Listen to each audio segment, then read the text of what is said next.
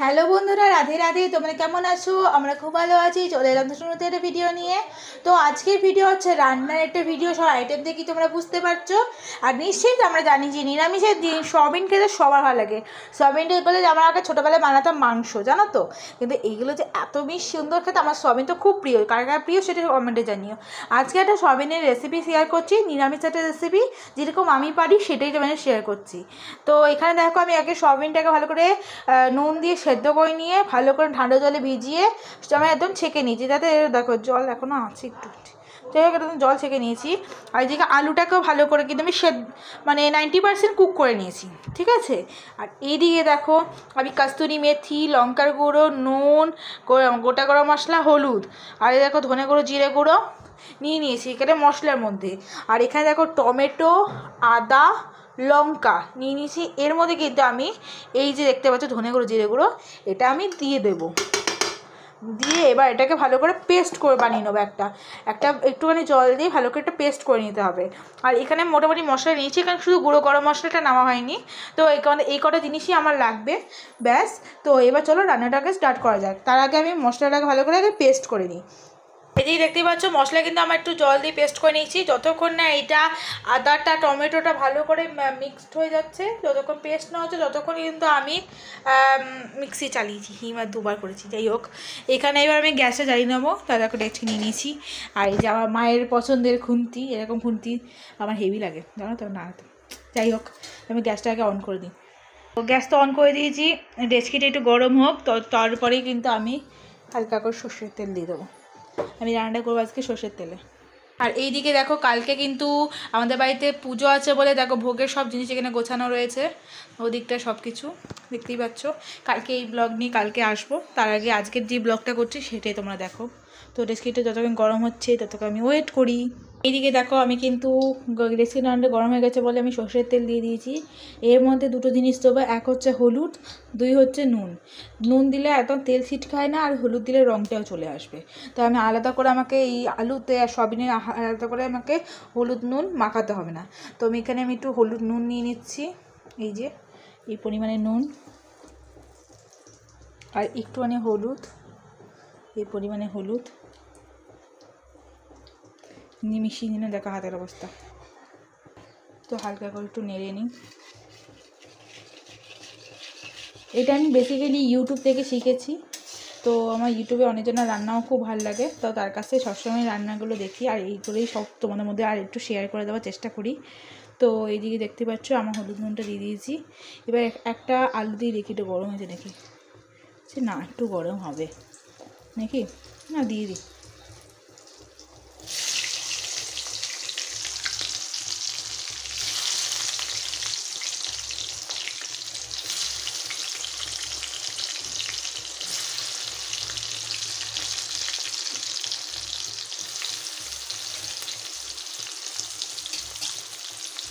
আলুগুলো একদম লাল লাল করে ভেজে নিতে হবে, একদম ব্রাউন ব্রাউন কালার যেন চলে আসে।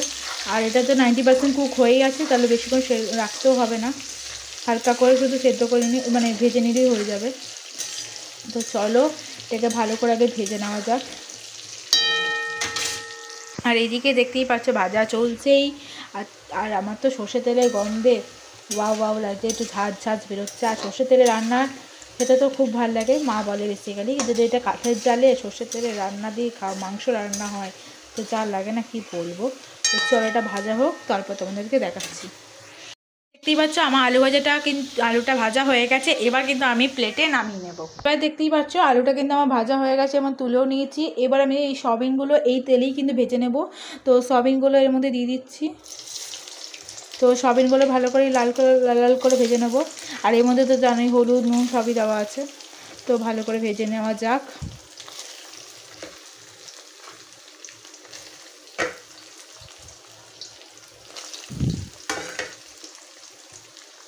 ভালো করে নাড়াচাড়া দিয়ে দিই, ফ্লেমটা বাড়িয়ে দিই, তাড়াতাড়ি হয়ে যাবে রান্না।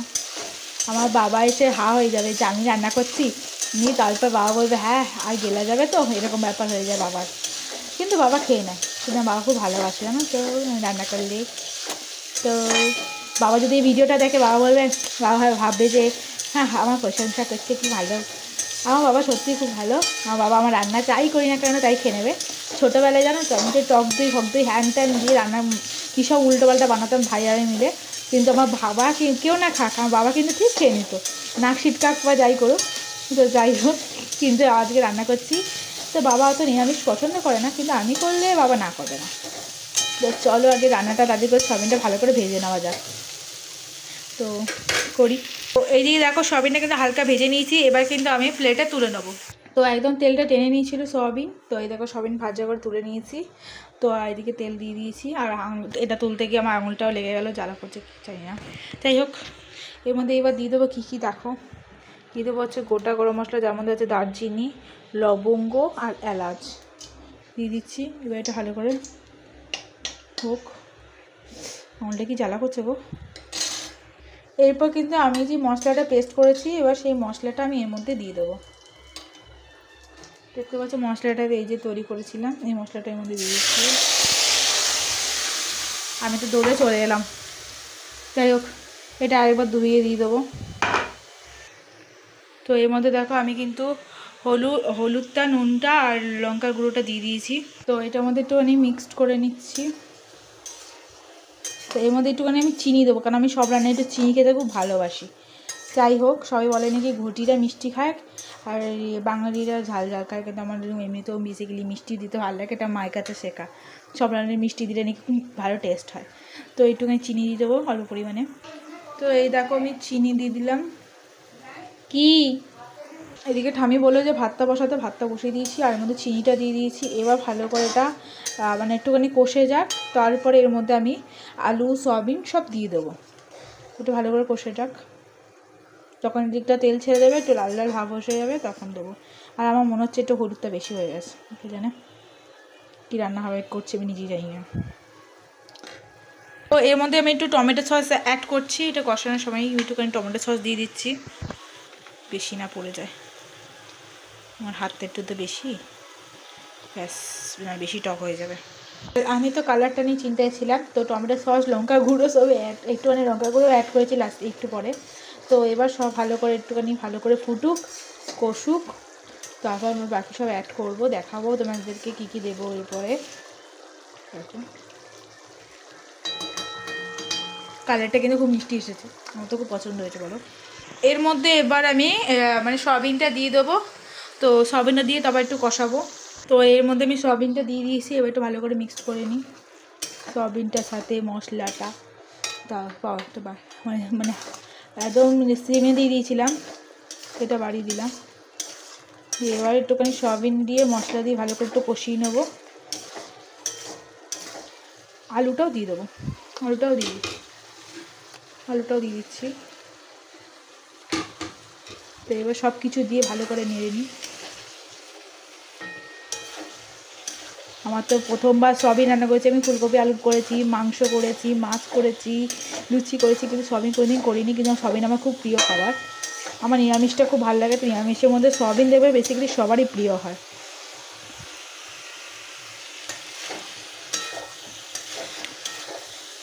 জানি না কেমন রান্না হচ্ছে।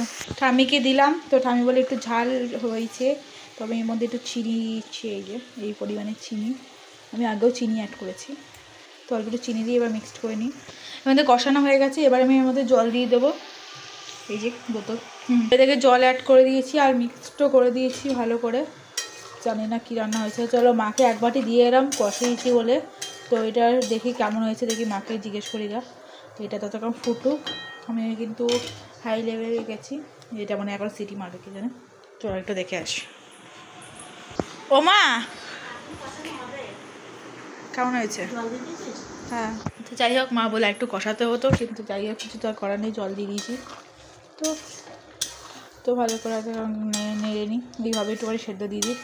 তবে ঘি গরম মশলা অ্যাড করে দেবো আর কাস্তুরি মেথি দিয়ে দেবো।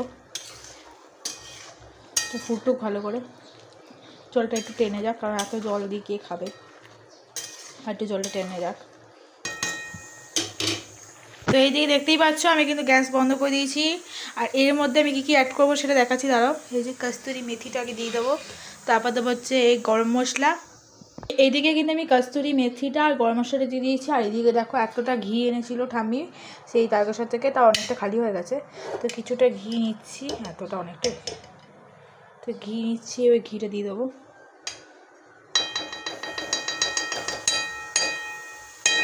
ঘি দিয়ে দিলাম। তো এবার ভালো করে এটা মিক্সড করে নেবো। এখানে সব মিক্সড করে দিয়েছি, এবার বাটিতে ঢেলে নেবো। তো যাই হোক, এই ভিডিওটা এই পর্যন্ত। ভিডিওটা ভালো লাগলে লাইক কমেন্ট শেয়ার করতে ভুলো না, চ্যানেল সাবস্ক্রাইব পাশে দেখো। এখন তো টাটা, দেখা হচ্ছে নতুন একটা মিষ্টি ভিডিওতে। আর সবাইকে জানাচ্ছি গুড নাইট।